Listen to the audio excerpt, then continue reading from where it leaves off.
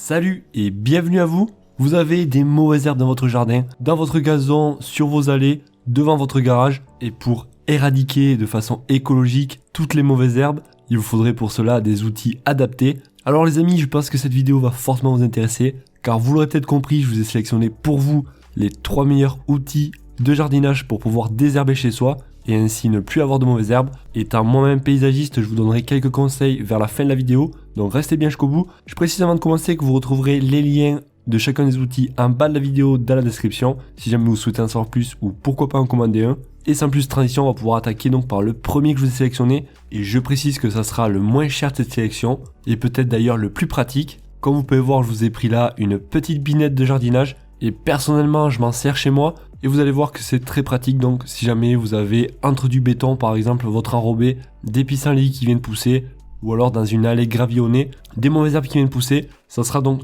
très pratique et très simple avec ça de pouvoir les déraciner, car comme vous pouvez voir, la forme triangle est parfaitement adaptée pour venir chercher en profondeur la racine. Et pour vous donner un conseil, donc moi j'utilise cette binette plus un râteau en métal. Donc je vous mettrai, si vous n'avez pas un râteau chez vous, un râteau en métal en fait ça permettra de venir, une fois que vous aurez sarclé partout, de venir tout simplement en fait ramasser les mauvaises herbes. Et avec ça donc vous allez gagner vraiment du temps, et que vous pouvez voir donc grâce à sa forme en fait on va pouvoir passer partout, et ça sera donc le but recherché. Et en plus on va pouvoir s'en servir aussi comme binette pour enlever par exemple les herbes en surface. Je trouve donc que c'est un outil plutôt efficace, si c'est pas d'ailleurs le meilleur outil. En notre avis client, il s'agit d'un produit léger, pratique, très facile à utiliser, parfait pour le jardinier, parfait même pour les gens de grande taille et de petite taille, je recommande vivement.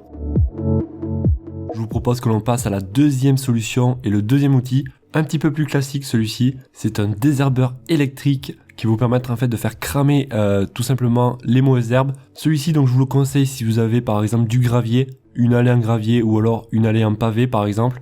Et je vous conseille de le faire lorsqu'il fait beau, et il vaut mieux le faire en tout cas dès qu'il n'y a pas de pluie annoncée juste après. Ça permettra tout simplement que la mauvaise herbe ne repousse pas. Voilà, donc tout simplement si vous avez une rallonge, vous la branchez, et le fait que ce soit électrique, donc ça vous usera pas trop d'électricité justement par rapport à un désherbeur thermique qui va consommer beaucoup de gaz. En plus donc ça sera écologique, très simple d'utilisation. Vous aurez de fournir avec plusieurs têtes suivant les zones que vous souhaitez désherber, et on pourra aussi s'en servir pour pourquoi pas allumer le charbon si vous faites un barbecue par exemple. Et donc comme je vous ai dit, la température au bout va sortir à 650 degrés en quelques secondes.